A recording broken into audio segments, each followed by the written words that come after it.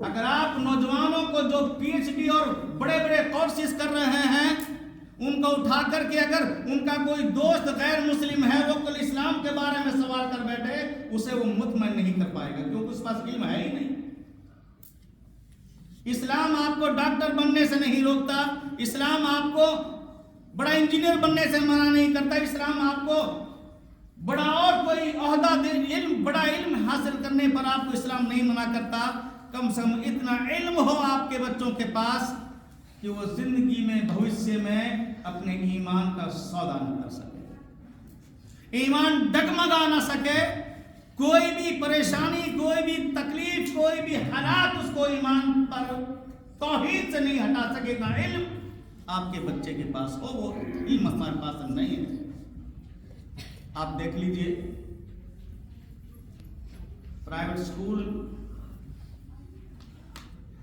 या दुनिया भर के मॉडर्न स्कूल हैं इस दौर में, और हर एक स्कूल की एक अलग ड्रेस है, अलग एक लोगो है, अलग उसकी पहचान है, उसकी शनाख्त है, उसकी वर्दी से पहचान लिया जाता है ये बच्चा फलां स्कूल का, ये बच्चा फलां स्कूल में पढ़ता है, उसकी ड्रेस ये साबित करती है।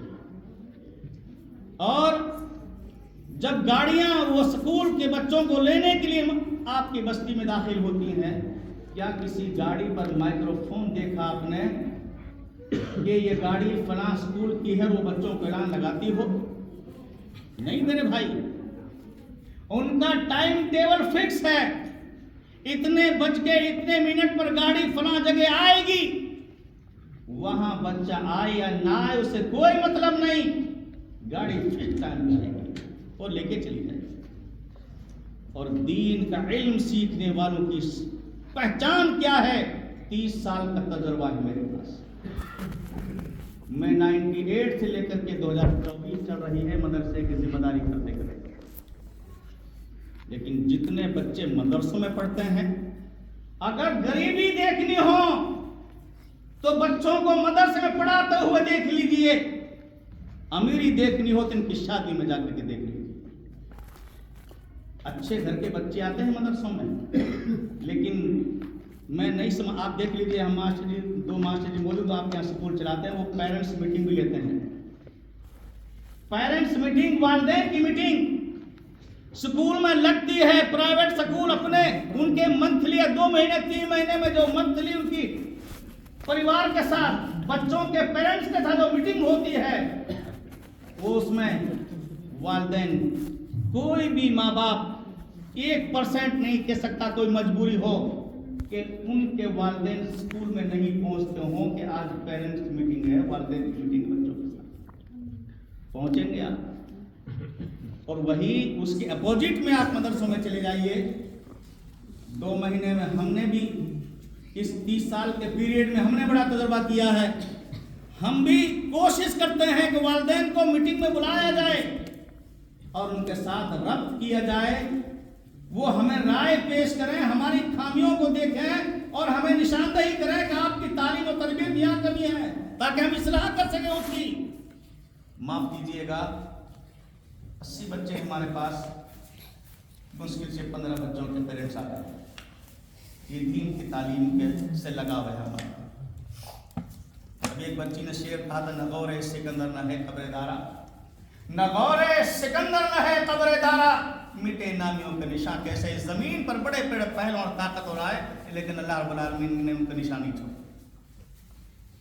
दुनिया की तालीम का हुसूल के लिए ये इस तरीके से हमारा मिजाज और ज़हन बन गया है, लेकिन सुबह फजर के बाद हर मस्जिद में अनकरीब जो मेरी जानकारी में है कि इमाम साहब फजर की नमाज के बाद फौरन ऐलान करता है कि मस्जिद में पढ़ने वाले बच्चे मस्जिद में आ जाए। आप जानते हैं दुनिया जो इस वक्त तरक्की के उरूज पर है, ये दुनिया जो यूरोपियन जो ममालिक है, जो तरक्की याफ्ता है, जिनको साइंसदान के नाम से जानते हैं लोग, ये साइंस और टेक्नोलॉजी का मालिक हैं। साइंस आया कहां से? कुरान से आया है। और आपको पता होना चाहिए कि कुरान मुक़द्दस का इंग्लिश में ट्रांसलेशन करने वाला एक ईसाई डॉक्टर है। हुआ यूं, क्योंकि हम करते क्या है, हमारा मकसद क्या है कि कुरान मुकद्दस के चंद पारे पढ़ लिए तो हमारा सीना चौड़ जाता है कि हम कुरान कितने पारे पढ़ लिए। मेरे भाई, कुरान को तर्जुमे से पढ़ो, चाहे एक लाइन पढ़ो। तकादा क्या है कुरान का, हुक्म क्या है कुरान का, कुरान में अल्लाह क्या बताना चाहता है, ट्रांसलेशन से पता चलेगा आपको, पढ़ने से नहीं पता लगेगा मेरे भाई। हुआ यूं, मिस्र के अंदर दुनिया की सबसे पहले बड़ी यूनिवर्सिटी मिस्र में, जामिया अज़हर के नाम से, मिस्र में, अमेरिका के अंदर जितने बच्चे पैदा होते हैं वो कानून है वहां का कि सारे बच्चे हॉस्पिटल में पैदा होते हैं। जो माए हामला होती हैं, अनकरीब बच्चा होने वाला है, उससे चंद दिन पहले उसको एडमिट कर दे, कानून है अमेरिका का। और हुआ इस तरीके से कि जब बच्चों की डिलीवरी होने लगी तो उन माओं को हॉस्पिटल भर्ती कराया गया। एक रूम में माएँ होती हैं, एक में बच्चा होता है। और जब हॉस्पिटल की दाया जो होती है वो हर बच्चे पर स्टिकर लगाती है, ये बच्चा फलां बेड का है, फलां औरत का है।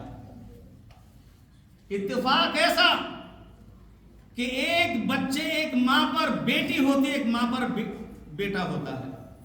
और ये दाएं जो है, ये नर्स जो हॉस्पिटल में है, ये उन दोनों बच्चों पर स्टिकर लगाना भूल गई। अब ये पहचानना मुश्किल हो गया बेटा किस मां का है और बेटी किस मां की। दोनों झगड़ने लगी कि बेटा मेरा है, बेटी को कोई पसंद नहीं करता। मुसलमानों पकड़े जाओगे, हम और आप पकड़े जाएंगे। बेटियों की कदर और कीमत न समझने वालों अल्लाह पकड़ेगा। बेटियों की कीमत हमारे नबी सल्लल्लाहु अलैहि वसल्लम फरमाते हैं कि जब तुम्हारे यहाँ बच्चे पैदा हो, बेटी हो या बेटी हो, उसका अकीका किया जाए। अहले हदीस किसी खानदान का नाम नहीं मेरे भाई, माफ कीजिएगा। अहले हदीस किसी कबीले और किसी शहर का नाम नहीं है। हम अहले हदीस घर में पैदा हो गए तो हमने मान लिया हम अहले हदीस हैं। हर वो आदमी जो कुरान हदीस पर सही तरीके से अमल पैरा हो वही अहले हदीस है। अब जो चीजें हमारे मिजाज में शामिल हो गई उनको हमने मान लिया, जो चीजें मिजाज से बाहर हो गई उन्हें छोड़ दिया, ऐसे अहले हदीस है हम एक बच्चे का अकीका करते हैं। जो बच्चा 4 बेटियों पर हो या 2 बेटियों पर हो या पहल का बेटा हो, बेटे का हम अकीका करते हैं। किसी का तो मैं नहीं कह सकता, 99% बेटियों का अकीका कोई भी नहीं करता और पकड़े जाएंगे। बेटियों का कि जितने बच्चे पैदा हो गए आपके, हर बेटे का अकीका उस पर जरूरी और लाजमी है। नबी सल्लल्लाहु अलैहि वसल्लम फरमाते हैं कि हर बच्चा अल्लाह का गिरवे होता है। गिरवे का मतलब क्या है? यानी कि वो बच्चा जिसका अकीका नहीं किया गया, अल्लाह रब्बुल आलमीन के दरबार में वो बच्चा अपने माँ बाप की सिफारिश नहीं करेगा, उसका गिरबान पकड़ेगा अल्लाह के दरबार में। इसलिए हम पर जरूरी है कि जितने बच्चे पैदा हो, 2 हो, 4 हो, 5 हो, जितने भी हो, हर बच्चे का अकीका माँ बाप पर लाजमी और जरूरी है। अगर नाइंसाफी नहीं है हमारी, एक बेटे का अकीका कर दिया, बाकी का किसी का अकीका गायब हो गया, बेटियों का अकीके गायब कर दिया हमने, ये कहां सीख लिया मेरे भाई हमने? इसलिए हर बच्चे का अकीका लाजमी और जरूरी है, गुंजाइश नहीं। इसलिए कोशिश कीजिए कि हर बच्चे का अकीका हो, उसका हक है। अगर आपने और हमने यह हक अदा नहीं किया